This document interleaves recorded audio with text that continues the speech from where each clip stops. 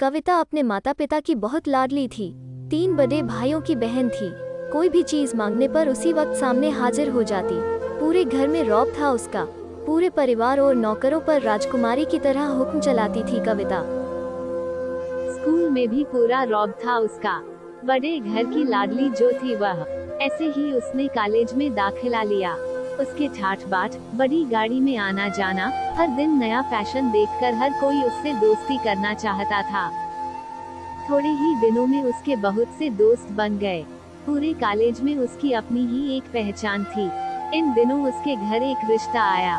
खानदानी लोग थे और पापा की पुरानी जान पहचान थी उनके साथ। कविता के साथ कोई जबरदस्ती नहीं थी, पर कविता ने फिर भी हाँ कर दी, क्योंकि वह अपने परिवार से बहुत प्यार करती थी। वह जानती थी कि वह लोग उसका अच्छा ही सोचेंगे। लड़के का नाम राज था। राज काफी पढ़ा लिखा और समझदार लड़का था। ससुराल वाले भी बहुत अच्छे थे। ससुराल में कविता की जगह वैसी ही थी जैसी कि मायके में। कोई भी कार्य कविता की सलाह के बिना नहीं होता था। सबकी लाडली बहू बन गई थी वह। फिर उसके घर एक बेटे का जन्म हुआ। राहुल कविता को जान से प्यारा था। पोता पाकर ससुराल वाले तो फूले नहीं समाते थे।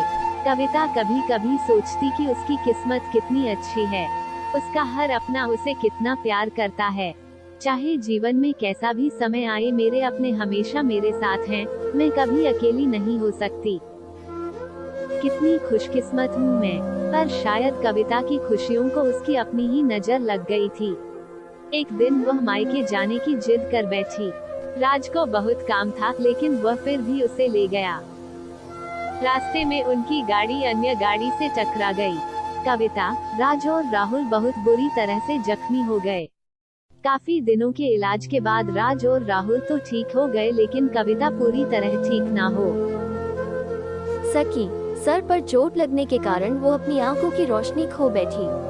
अब कविता की किस्मत जैसे उल्टे पांव चलने लगी।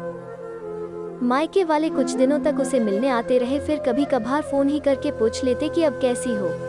धीरे धीरे ये सिलसिला भी कम हो गया। ससुराल वालों की सहानुभूति भी कम होने लगी। घर में किसी को पास बैठने के लिए कहती तो जवाब मिलता, बहुत काम है, अब तुम भी हाथ नहीं बंटा सकती। राज भी चिचिड़ा हो गया था। बस राहुल ही था उसके साथ, जिसके साथ हंसते खेलते उसका वक्त गुजरता। एक दिन कविता के हाथ से कुछ सामान गिर गया, जिसकी वजह से राहुल को हल्की सी चोट लग गई। कविता के सास ससुर ने राहुल को उससे अलग कर दिया कि कहीं उसके ना देखने की वजह से बच्चे का कोई नुकसान ना हो जाए। कविता को लगा कि वो 3-4 दिन वहाँ रहेगी तो थोड़ा हवा पानी बदल जाएगा, क्योंकि वो कितने दिनों से कहीं भी बाहर नहीं गई थी। घर वाले भी इतने दिनों बाद उसे देखकर कितने खुश होंगे। कविता के घर पहुंचने पर सब लोग बहुत खुश हुए। खाने में सब कुछ कविता की पसंद का ही बना था।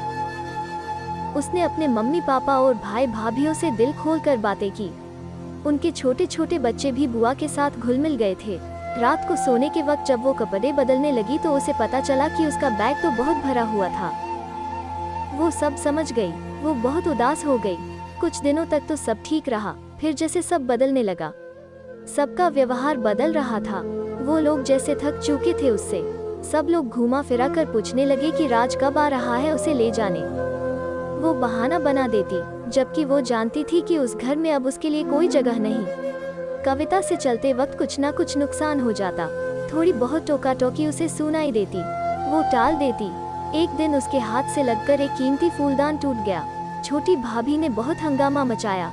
राज के साथ ससुराल आते वक्त वो बहुत खुश थी, क्योंकि वो अपने घर जा रही थी, अपने जिगर के टुकड़े राहुल के पास। परंतु यह खुशी भी कुछ पल की ही थी। सारा बंदोबस्त पहले ही किया हुआ था।